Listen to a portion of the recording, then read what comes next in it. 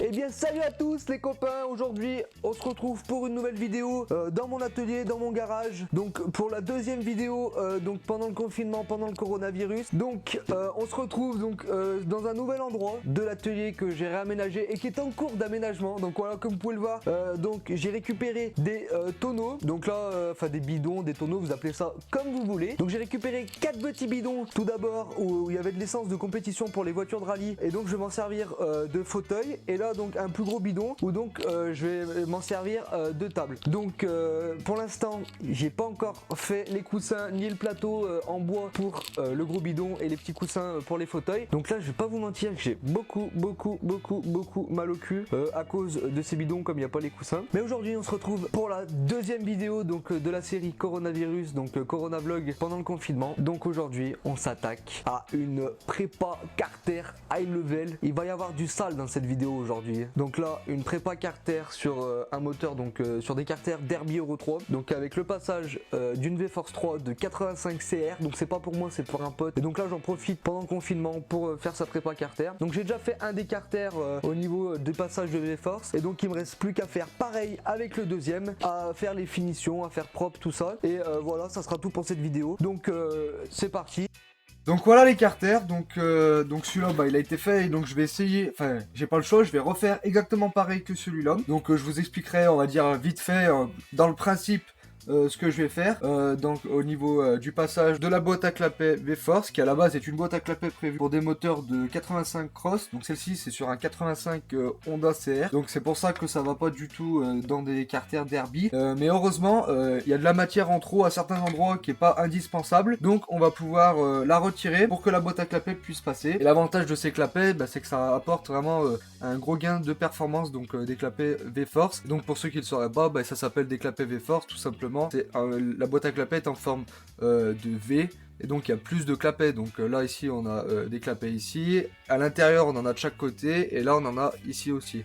Donc forcément c'est une meilleure boîte à clapet avec des clapets en carbone. C'est vraiment des boîtes à clapets qui apportent vraiment plus de performance. En même temps, vu leur prix, c'est un peu normal aussi. Je vais utiliser donc une Dremel, ce qu'il y a de plus classique, avec une fraise donc carbure. Ne vous lancez pas dans une préparation carter si vous y connaissez vraiment rien, parce que au final vous avez plus de chances de perdre de la performance et de faire des conneries que d'améliorer les performances. Voilà, donc c'est pareil, après ma méthode, tout ce que je vais faire sur ces carters c'est critiquable. Voilà, après c'est ma méthode, chacun sa méthode. Donc après il n'y a pas 15 000 méthodes non plus pour enlever de la matière. Donc écoutez, j'arrête de parler et on commence tout de suite. Je vais vous mettre une musique, tout ça, un petit accéléré, et on se retrouvera juste après. On fera 2-3 pauses et voilà, je vous montrerai au fur et à mesure ce que ça va donner. C'est parti.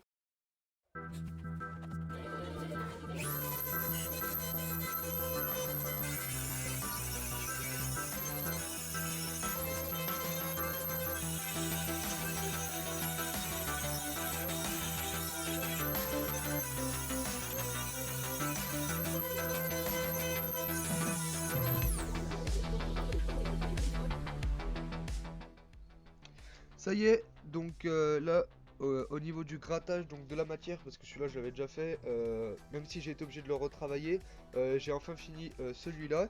Voilà, donc j'ai bien gratté. Donc là, attends, commencez pas à gueuler, il va y avoir des finitions et tout. Donc là c'est vraiment juste pour que ça passe. Donc voilà, donc là elle passe nickel, la boîte à clapet, aucun souci. Donc ça rentre bien, comme dans l'autre. Donc après, j'ai été obligé de revoir donc comme sur l'autre, sur les côtés. Et en fait je me suis rendu compte qu'en assemblant les deux carters, la boîte à clapet elle passait pas en fait en longueur. Donc du coup j'ai été obligé de gratter ici et de forcément regratter ici. Donc voilà. Et là maintenant, attendez, je vais vous montrer. Hop, attendez. Tac. Donc en plus vous pouvez voir, donc attendez, je vais essayer de faire la mise au point. Donc en plus on voit que maintenant j'ai fait attention, donc c'est tout aligné. Il reste plus beaucoup de plans de joint en haut et en bas, mais normalement ça suffit. Et puis de toute façon tout sera monté à la pâte à joint en plus. Voilà. Et donc là la boîte à clapet, elle rentre nickel. Donc après ce que je vais dire à mon pote, celui qui a les carters, c'est vraiment de mettre une cale. Parce qu'en fait si vous voulez, au niveau de l'embase noire là, ça vient frotter et ça gêne ici là. ici ça gêne en fait. Et donc je pourrais gratter pour plus que ça gêne. Mais le problème c'est qu'en fait ici il y a un pas de vis. Enfin ouais, il y a tout un pas de vis. Il y a une vis qui vient comme ça. Et donc j'aimerais pas gratter et abîmer le pas de vis. Donc ce qu'il va faire c'est qu'il va mettre une cale. Et ça ira nickel. Parce que du coup ça va déporter une cale de 5 mm, ça suffit. Et donc après ça va déporter l'embase des clapets et ça ira nickel. Voilà. Donc maintenant je vais utiliser d'abord ça pour pouvoir donc avec une Dremel avec du papier à poncer. Encore une fois la Dremel.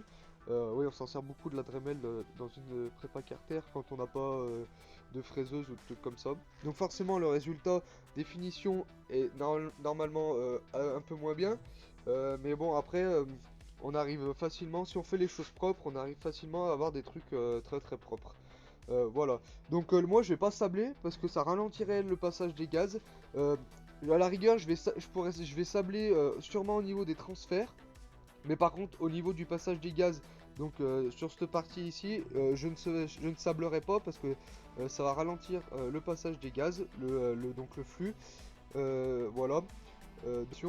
Donc avec le papier à poncer sur la Dremel et également du papier à poncer à main et jusqu'à un certain grain, histoire que ça fasse plus propre, de finir d'aligner tout correctement et après on se retrouve juste après. Voilà.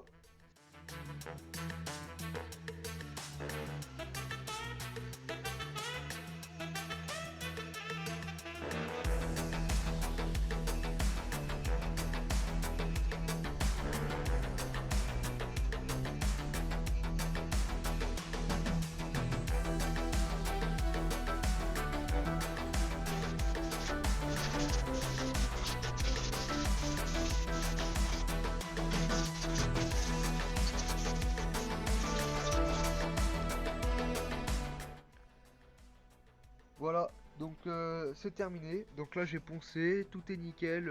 Bon, peut-être que je ferai 2-3 retouches et tout, mais c'est tout poncé nickel. Donc voilà, franchement ça va, je suis assez content, c'est plutôt propre.